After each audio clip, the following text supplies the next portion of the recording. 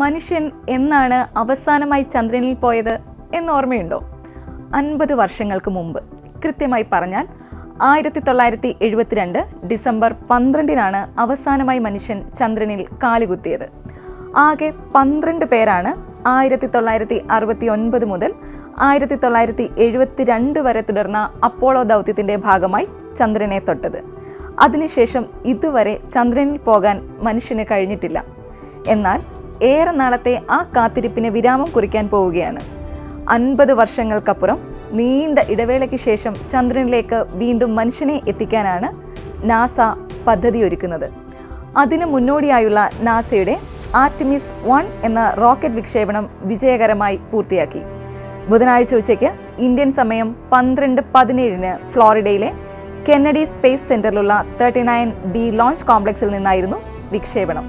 സഞ്ചാരികളില്ലാത്ത പുതിയ ദൗത്യം വിജയിച്ചാൽ 2025 മനുഷ്യർ ചന്ദ്രനിൽ കാലുകുത്തുമെന്നാണ് നാസ പറയുന്നത്. പരീക്ഷണാർത്ഥമുള്ള ദൗത്യമാണിത്.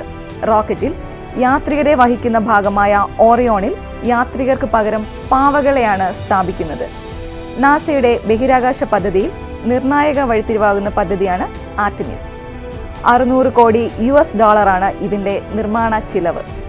ഓരോ വിക്ഷേപണത്തിനും $50 കോടി ചിലവ് വേണ്ടിവരുമെന്ന് കണക്കാക്കപ്പെടുന്നു. ഇന്ത്യയെ സംബന്ധിച്ച് ആർട്ടിമിസ് ദൗത്യത്തിന് ഒരു പ്രത്യേകതയുണ്ട്. ദൗത്യത്തിൽ ചന്ദ്രനിലേക്ക് പോകുന്ന പുരുഷ യാത്രികൻ ഒരു ഇന്ത്യൻ വംശജനാകാനുള്ള സാധ്യതയാണ് നമ്മുടെ രാജ്യത്തിനും നമുക്കേവർക്കും അഭിമാനിക്കാനുള്ള വക നൽകുന്നത്. US വ്യോമസേനാ കേണൽ രാജാചാര്യാണ് ഈ ദൗത്യത്തിൽ പങ്കാളിയാവാൻ സാധ്യത കൽപ്പിക്കുന്ന വ്യക്തി. ആർട്ടിമിസ് ചൊവ്വ ദൗത്യങ്ങൾക്ക് വേണ്ടിയുള്ള പ്രത്യേക പരിശീലനത്തിനായി നാസ തിരഞ്ഞെടുത്തവരിൽ രാജാചാരിയും ഉൾപ്പെട്ടിട്ടുണ്ട്.